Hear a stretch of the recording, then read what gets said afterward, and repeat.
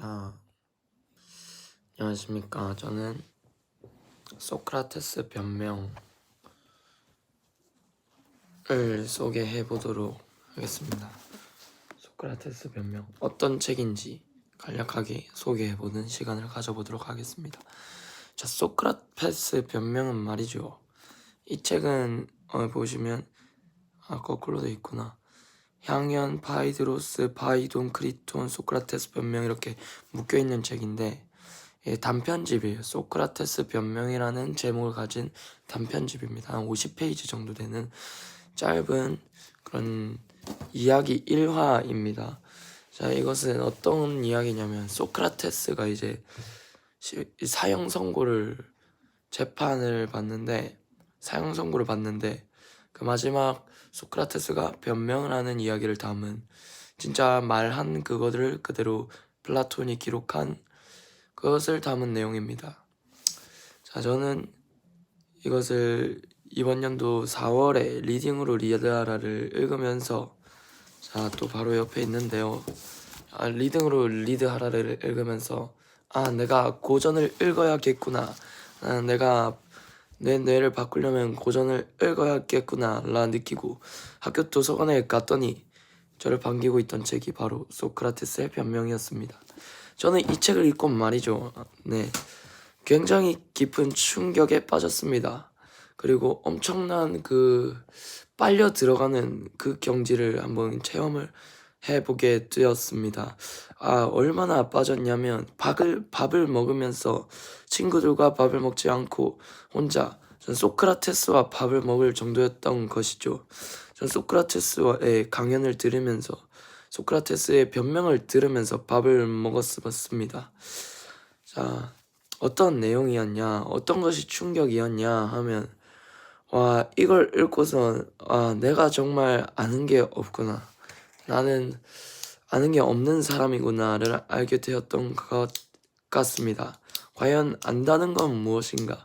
내가 무언가 안다고 말할 수 있는가를 생각해 보게 되는 그런 책이었던 것 같습니다. 자, 소크라테스가 왜 사형 선고를 받았냐면 말이죠.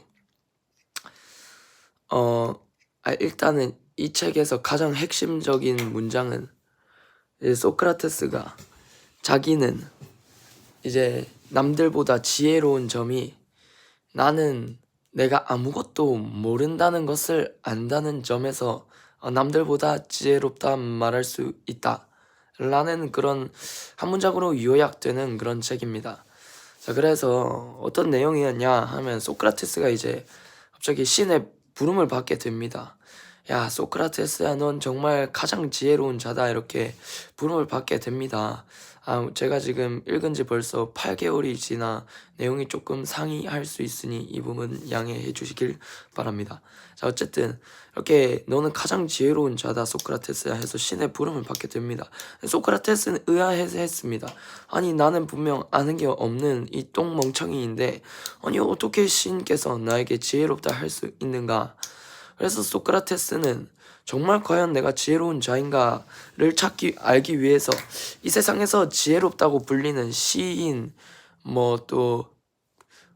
지금으로 치면 판사, 변호사, 교수, 의사, 이런 지식인 계층, 내가 뭘 좀 안다라, 내가 지혜롭다라 할 수 있는 사람들을 한 명 한 명 찾아가게 됩니다.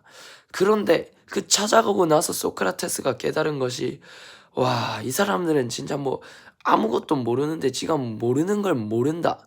그러니까 자기가 뭘 안다라고 착각하고 있는 걸 소크라테스가 보게 된 것이죠.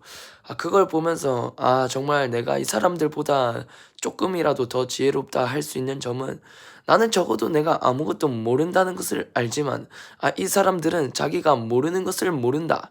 자기가 뭘 좀 안다라고 착각을 하고 있었다라는 거죠. 그래서 소크라테스는 내가 정말 가장 지혜로운 자가 맞구나 라고 생각하게 됩니다. 그리고 또 이제 지금으로 치면 기계공학자, 수학자 이런 사람들을 또 찾아가게 되는데 소크라테스가 말하길 이 사람들은 정말 뭔가를 좀 안다 라 했는데 이 사람들은 하지만 그 수학자라 치면 자기가 정말 수학에서는 뭘 좀 알았는데 다른 분야에서도 자기가 뭔가 안다라고 착각했다라는 거죠. 소크라테스는 이걸 보면서 내가 과연 저걸 뭔가 알고 있을 거냐 아니면 이대로 아무것도 모르는 채로 살 거냐 아니면 내가 저걸 알 알면서 살 건가? 저걸 알면 다른 부분에서도 내가 모르지만 안다고 착각해서 어리석게 되기 때문에 소크라테스는 그냥 지금처럼 아무것도 모르는 게 낫다 생각하게 됩니다. 자, 소크라테스는 이렇게 한 명 한 명 찾아가면서 야, 너가 정말 지혜로워? 야, 그럼 네가 알고 있는 걸 말해봐. 그래서 어떤 사람이 야, 나는 이걸 알아. 샬라샬라샬라 말하면 소크라테스는 왜? 그거 왜? 그거 왜 그러는데? 그거 왜 그렇게 돼? 그거 왜 그렇게 돼? 누가 만들었어? 왜 그렇게 생각해? 왜 되는데? 왜? 했는데 결국 왜 끝에 가면 사람들의 말문이 막히게 됩니다. 근데 그런 사람들이 어떤 사람입니까? 사람들의 인정과 지위와 그런 권력이 있는 명예가 있는 사람들 아니겠습니까? 그런데 말문이 막히니까 빡치게 되는 거죠. 제가 소크라테스는 하도 이 외를 많이 하고 다녀서 결국 사람들이 전체로 빡쳐가지고 소크라테스를 사용하게 되는 그런 내용입니다. 소크라테스가 이 좀 죽을 만한 짓을 한 것 같긴 해요. 이게 외를 수시로 남발하면 좀 그렇게 되는 것 같습니다. 근데 저는 처음에 읽을 때는 아니 왜만 했는데 아니 저거 가지고 빡쳐서 사람을 죽일 정도가 되나라는 생각을 했는데 저도 좀 느낀 게 제가 외래하는 질문 많이 하는데 친구들과 국어 프로젝트를 하고 있었습니다. 모든 프로젝트였는데 저희 모든 주제가 문명이라는 주제로 하고 있었어요. 근데 제가 어떤 모둠원 친구에게 이거를 글을 적어 오라 시켰는데 걔가 글을 적어 왔는데 제가 납득이 가지 않는 부분이 있어서 이거 왜 되는데 라고 물었더니 뭘 설명을 합니다. 그래서 그건 왜? 했더니 또 설명해요. 근데 그건 왜? 계속 하니까 걔가 막혀요 결국엔.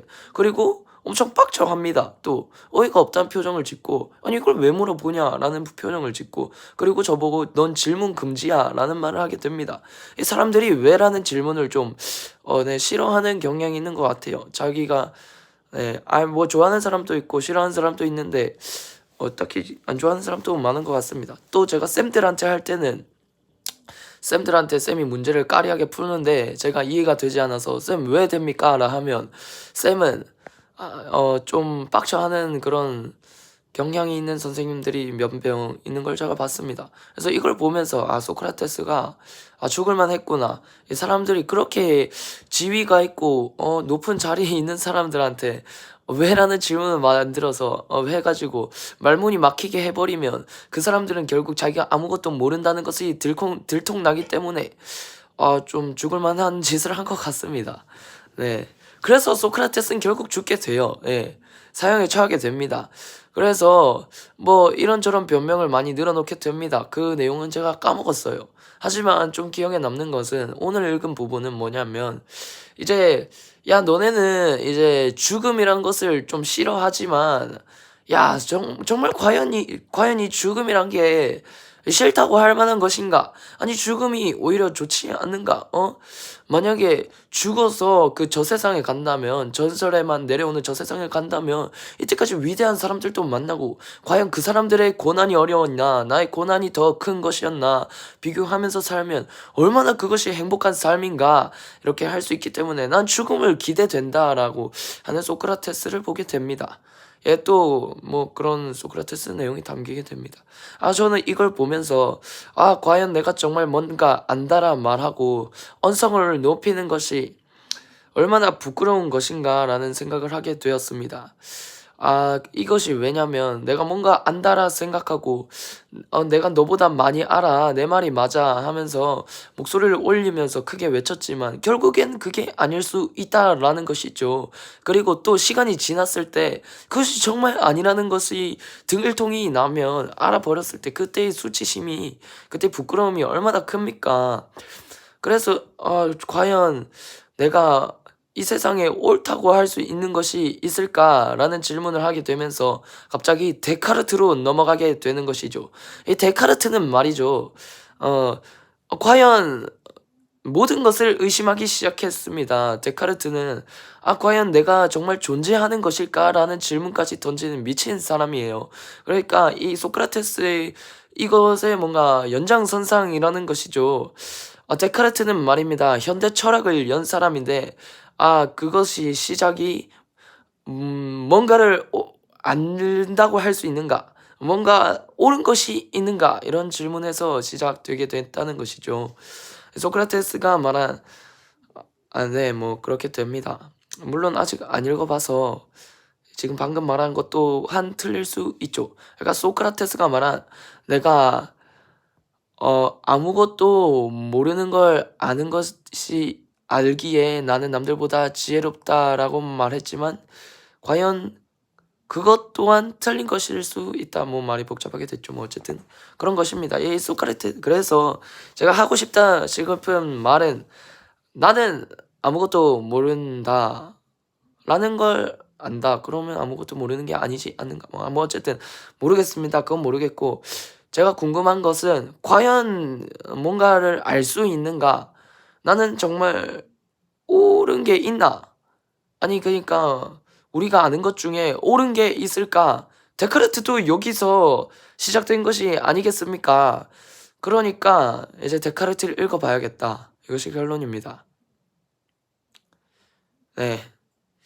좀 주저리언저리한 경향이 있지만 그래도 여러분들이 한 번쯤 과연 나는 정말 뭔가 아는가? 안다고 하는 게 있는가? 뭐 예를 들어 내 나이가 17살이다. 내 나이가 25살이다. 왜 25살인가? 인생을 25년 살았기 때문이다. 그럼 인생을 왜 25년 살았는가?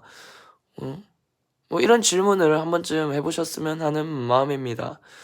예, 저는 이제 소크라테스가 말하는 사랑을 듣고 또 데카르트가 말하는 나는 생각한다, 고로 존재한다라는 것을 이해하고 돌아오도록 하겠습니다. 그럼 여기서 마치도록 하겠습니다. 바이바이.